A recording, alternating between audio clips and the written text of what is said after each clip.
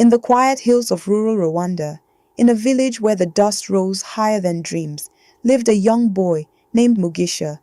Mugisha was only 8 when life began testing him like a grown man. His father had passed away when he was still too young to understand death. His mother struggled every single day, washing clothes for neighbors, carrying firewood, doing anything to put a little food on the table. Some nights, dinner was only water and hope. Mugisha walked barefoot to school. His uniform was torn at the shoulders.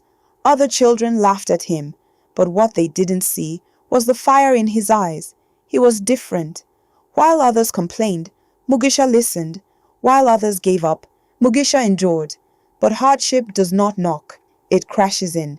One cold evening, his mother fell seriously ill. With no money for proper treatment, her strength faded like the setting sun. Before she closed her eyes for the last time, she held Mugisha's small hands and whispered, "Never let the world decide your value." And just like that, he was alone. Days turned into weeks. Mugisha survived by helping at the market, carrying heavy baskets bigger than his small body. He slept in a tiny unfinished house, covering himself with old sacks against the night cold. Then, one afternoon, everything changed. A black car stopped near the market, something rare in that small village. From it stepped a well-dressed woman in her late 40s, graceful, composed, but her eyes carried a quiet sadness. She was a widow. Her name was Madame Kiza, a wealthy businesswoman who had lost her husband years ago. They had no children. Her big house in Kigali echoed with silence. She had come to the village to inspect land she owned. And that's when she saw him, a thin boy, struggling to lift a heavy sack of potatoes, refusing help, his jaw tight with determination. Something about Mugisha stopped her heart for a moment. She watched him, the way he thanked customers politely, the way he protected a smaller child from being pushed, the dignity in his poverty. Later that day, she asked about him. When she learned his story, something inside her shifted. The next morning, Mugisha was called to speak with her. He stood nervously, thinking maybe he had done something wrong. Instead, Madame Keza knelt slightly to meet his eyes. "Would you like to go to school in Kigali?" she asked gently.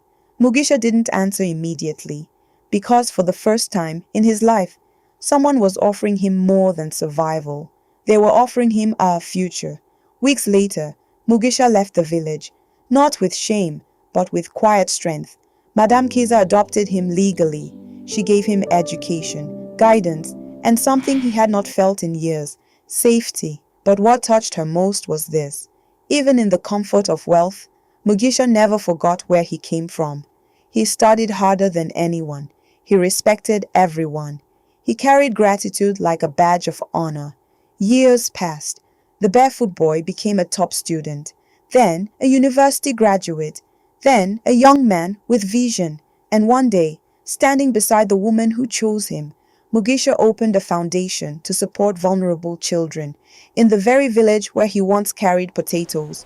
Because sometimes the world takes everything from you, only to give you something greater. Mugisha was not saved by money. He was saved by someone who saw his worth before the world did. And that changed everything. If Mugisha's story touched your heart, if it reminded you that hope can rise from the hardest places, then you belong here. Welcome to AFROTALES. This is where African stories live, where pain turns into purpose, where ordinary people become unforgettable legends. Subscribe to AFROTALES and join a community that believes every story matters, because the next story might be the one that speaks directly to you.